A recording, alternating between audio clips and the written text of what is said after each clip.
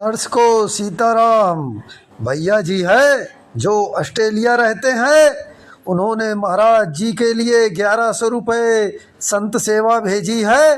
तो चलकर हम अभी महाराज जी को भेंट करते हैं।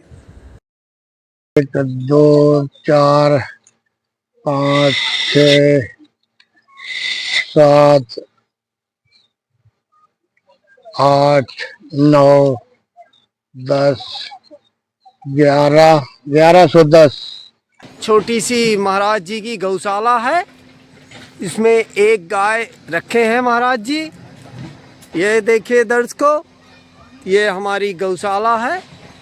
और ये देखिए दर्शकों, और यहाँ पर अर्जुन का वृक्ष है। अर्जुन के वृक्ष के नीचे देखिए भगवान भोलेनाथ विराजमान है दर्शकों, और हनुमान जी महाराज विराजमान है दर्शकों। तो ये देखिए, आप लोग दर्शन करिए। मैं कैमरा रोके दे रहा हूँ भगवान भोलेनाथ और हनुमान जी महाराज के। और यह देखिए दर्शकों, ये लग रहा है कि महाराज जी ने अंगूर लगाए हुए हैं क्या? हाँ, शायद ये महाराज जी ने अंगूर यहाँ पर लगाए हुए हैं दर्शकों। यह देखिए केला का वृक्ष है, ये नींबू का वृक्ष है दर्शकों। महाराज जी ने नींबू लगाए हुए हैं। और यह देखिए, यह महाराज जी की यहीं पर झोपड़ी है दर्शकों। यह देखिए, ऐसा कुछ दृश्य है महाराज जी की झोपड़ी का। और यहीं पर रहकर महाराज जी तप और साधना करते हैं। देखिए हमारे भगवान भोलेनाथ विराजमान है और महाराज जी भी बैठे हैं। आप लोग भी दर्शन करिए दर्शकों। हर हर महादेव। वही प्राणी जो है सब स्वार्थी है। उसके स्वार्थ का काम निकलता हो तो तुमको प्रयोग कर लेगा। उसका स्वार्थ निकाल जाए तो तुमसे दूर ही हो जाएगा, आपसे वंचित हो जाएगा, आपको सही कोई मत नहीं देगा। इसलिए प्राणी धोखेबाज नहीं है तो क्या है। और सही सत्य मार्ग चलने वाला इंसान कभी धोखा नहीं खाता है। वो तो परमात्मा के भरोसे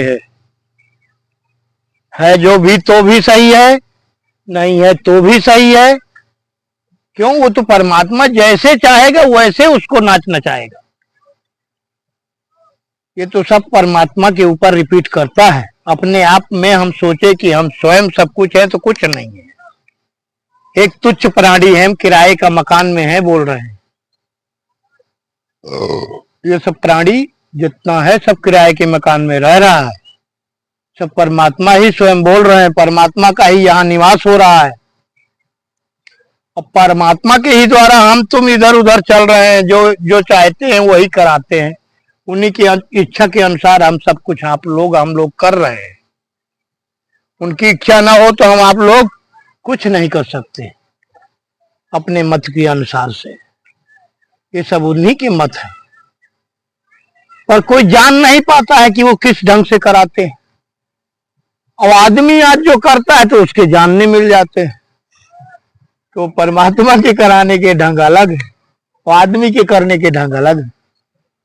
इसलिए सही को और अनसही को यानी पहचान मिल जाती है कि यार ये तो सत्य है, असत्य है। सत्य असत्य का वहीं से पता चल जाता है। राम जी, आजकल अपने आप में चेतन रहो। चेतन का मतलब स्वयं साक्षात परमात्मा आपके हृदय में वास कर रहा है। उस परमात्मा को स्वयं पहचानो कि इस परमात्मा आखिर हमारे इस दृष्टिकोण में कहाँ रहते हैं, किस जगह रहते हैं। तब कोई चीज का अनुभव प्राप्त हो सकता है। और जब तक वो परमात्मा को ही अपने आप में नहीं खोज पाता है तो परमात्मा की गति को नहीं जान सकता है। क्यों? कहा गया है, हरि के 1000 नाम कृष्ण के करोड़, और 7 कोट शंभु 9 कोट कंधैया, देवन की कछु गंती नहीं, अब मेरी है एक सी पलैया। मैं अनेक 1000 करोड़ नाम से पुकारा जाता हूं, पर जब असलियत के लगे जाओगे तो मेरी एक ही है। तो इसलिए भटको नहीं, परमात्मा को खोजो तो सत्य खोजो। कि सत्य किस जगह विराजमान रहता है, असत्य तो आपको बहुत जगह मिलेगा।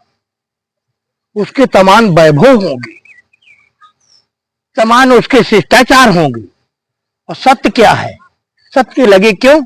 उसके पास उतना माया नहीं है, न उतना माया से वो ग्रसित रहता है, इसलिए वो शांत रहता है।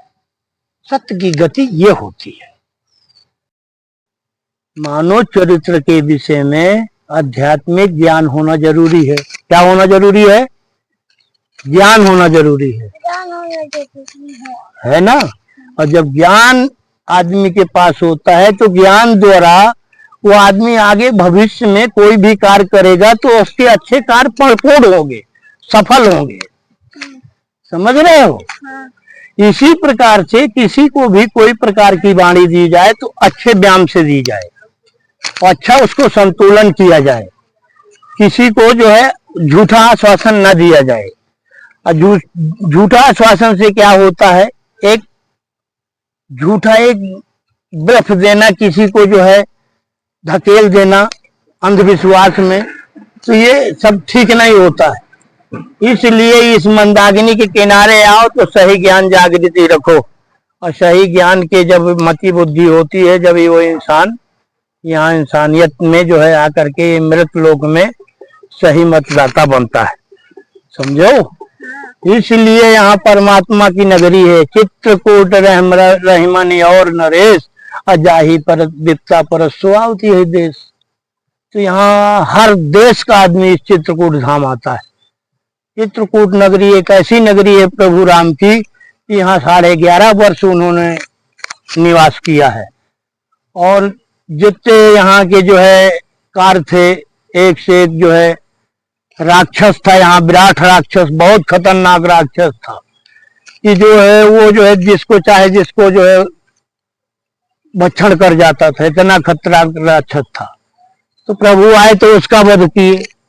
यहीं सब आ करके एक से एक कार्य उन्होंने किया। फिर यहाँ से गए सीधे पंचवटी नासिक, फिर वहां से सीता हरण हुआ है। ये प्रभु की लीला हुई है। तो अपना चित्रकूट धाम एक ऐसा धाम है कि तीनों लोक में मशहूर है और तीनों लोक में उसकी पूजा मानी जाती है, उसकी पूजा हो रही आज के युग में। क्यों? वो प्रभु राम का स्वयं का घर है। और जहाँ स्वयं प्रभु के घर होते हैं तो उसका गुणगान तो हमेशा होता रहेगा। क्यों? उसमें कोई हस्तक्षेप नहीं कर सकता है। और रही राम जी हमारे सत्संग के अंदर, हमारा थोड़ा से सत्संग में ये भी कहता है कि आज जो बेल की झाड़ी के नीचे बैठे हैं और सत्संग कर रहे हैं, इसमें कहीं थोड़ा 3 चोट लग जाता, ये शंकर जी का भोलेनाथ का अच्छा थोड़ा से कुछ वैभव भी रच जाता तो थोड़ा आनंद ज्यादा आता। तो उसका भी समय का इंतजार किया जा रहा है। कोई भगत ऐसा आएगा, कोई भगत ऐसा करेगा। भाई टाइम की बात है। आज अपने टाइम की जो है ऊपर है, आज कोई टाइम नहीं है, इसलिए आज पड़ा है। जिस दिन प्रभु की ऐसी समय आ जाएगी, किसी के ऊपर पड़ेगा चपेट, ऑटोमेटिक आके सब काम कर जाएगा। ये तो उन्हीं की देन से होता है। हम लोग अपना भजन करें, इच्छा न रखे कुछ, सब प्रभु की देन से सब कुछ हो जाएगा। हम तो ये जानते हैं, यहाँ तो राम जी की नगरी है। आप जैसा चाहोगे वैसा होगा। मनोबल अच्छा रखो। किसी का श्वासन दो तो उस श्वासन को उसको आश्वासन नहीं करिएगा, उसका पूरा करो, तब तो आश्वासन दो। नहीं मत करने का क्षमता नहीं है तो आश्वासन मत ही दो। उसको पहले से बोल दो कि मैं इस चीज से असमर्थ हूँ, मैं ये नहीं कर पाऊंगा। कोई आवश्यकता नहीं, कोई दबाव थोड़ी है कि कोई किसी को संकट डाल करके कोई किसी चीज को कोई ले, ऐसा नहीं है। इसलिए कर्तव्य करने के बाद, अच्छे कर्म करने के बाद कोई चीज प्राणी को समझता है कि नहीं ये कोई प्राणी है। जब अद्भुत कुछ लीलाएं होती हैं इस गति में, अब वो लीला के अनुसार प्रभु सब कुछ करते हैं। इंसान तो नहीं कर पाता है, इंसान के बस का हर कुछ है भी नहीं। इसलिए मानव धर्म में अनेक प्रकार के आपको लोग मिलेंगे। कितने प्रकार को आप संसार में ढूंढोगे तो अनेक प्रकार के लोग मिलेंगे। कुछ तो सही साधनी की ओर जाने वाले हैं, कुछ तो अधर्म करने वाले हैं। उस आत्मिक को जानते ही नहीं है कि सात्विक है क्या चीज। जो सात्विक में जीवन जीने वाला है वही परमात्मा से मुलाकात कर सकता है, नहीं बाकी अन्यथा यहाँ तो नर्क है, इसी नर्क में डूबे रहो, आगे तुम्हें चांस ही नहीं मिलना है। परमात्मा का वैसा न साधारण थोड़ी की खोज कर लोगे, परमात्मा की खोज करने में बहुत कुछ देखना पड़ता है और बहुत कुछ खोना पड़ता है, तब परमात्मा मिलते हैं। ऐसे थोड़ी परमात्मा से मुलाकात होती है। जब दिन रात उसमें श्वास लगी रहेगी तब कभी थोड़ा सी झलक आपको मिलेगी।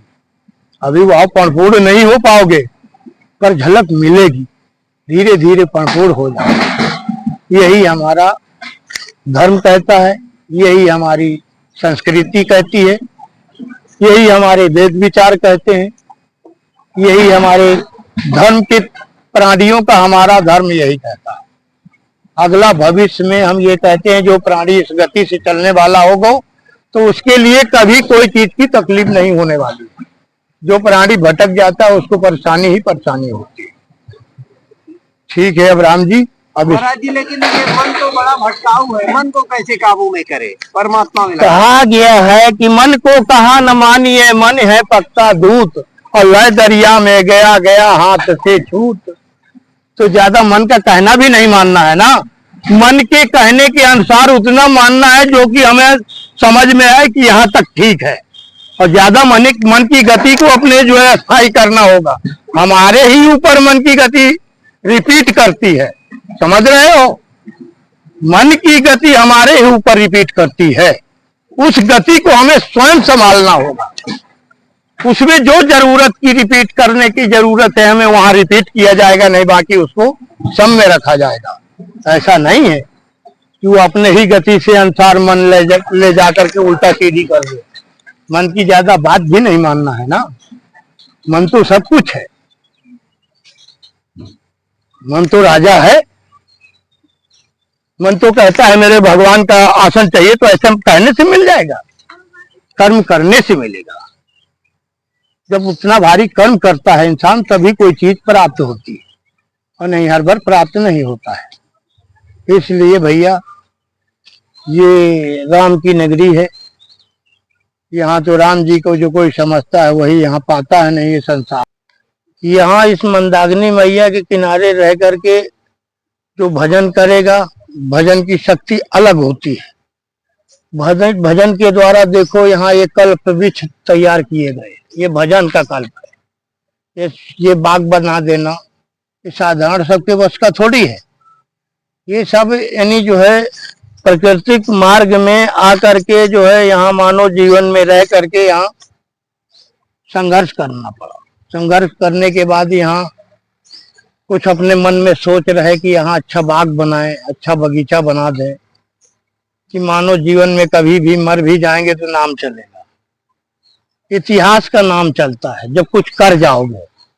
देखिए यहाँ राम जी जो है, हम लोग और कौन आकांक्षा रखें, साधु बने हम, कोई आकांक्षा रखे कि लिए नहीं रखते। राम जी कृपा होगी, वो अपने मर्जी के अनुसार जो है जो कर्तव्य होते हैं मानव धर्म में, वो जो मानो अगला विचारमान होगा, गुणमान होगा, तो उसके गुणों के द्वारा वो स्वयं उसका कर्म करेगा।